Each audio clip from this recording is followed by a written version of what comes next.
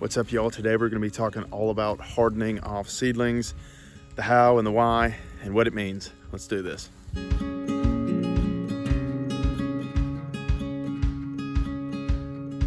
What's up, y'all? Welcome back to the Homestead. My name is Dirk, and if you've never been on this channel before, welcome. I'm glad you're here. And basically on this channel, our goal is to give you the best tips and tools so that your garden and homestead can thrive. And so if this content is something you like so far, hit that like and subscribe button.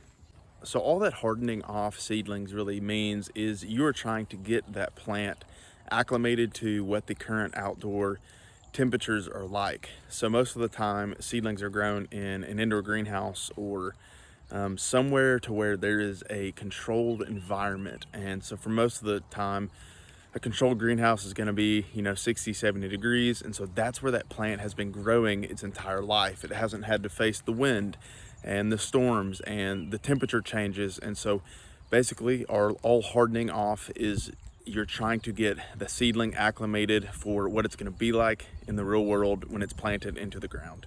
So if you don't harden off your seedlings, what's going to happen is you're going to get transplant shock. And essentially, if you just plant that straight out into the field from the greenhouse, then it's basically going to stop growing because it's just shocked from basically the trauma that's happened.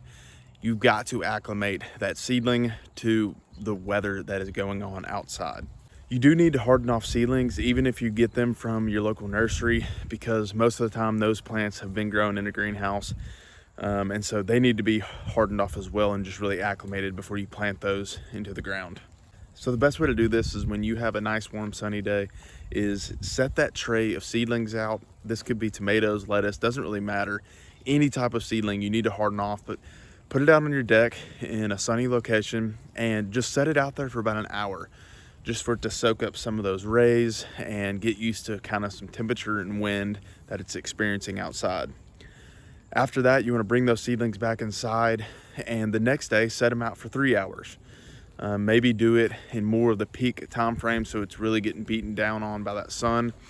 And then that third day, you can extend it even more, even go up to 6 hours. Fourth day, you can leave it out all day. And then the last day, you can then leave it out all day and all night. One thing to make sure of is make sure those seedlings still have plenty of water. You don't want them to dry out and wither. So when you are hardening them off, make sure that you're around so that you can keep the seedlings moist. After you've done that, then those seedlings are ready to be transplanted into the ground. And I'm going to be doing that with this rainbow chard and this kale so that we can have some fresh greens in our salad coming up this spring. If you have any questions about hardening off seedlings or anything related to gardening, comment down below. I'm generally pretty quick to get back with you, and it really brings me a lot of joy just to be able to help people. If you have found this content helpful and you want to see more of it, click that like and subscribe button. I put out content every single week where our goal on this channel is to help you, your garden, and your homestead thrive. Look forward to seeing y'all on the next one. Happy growing.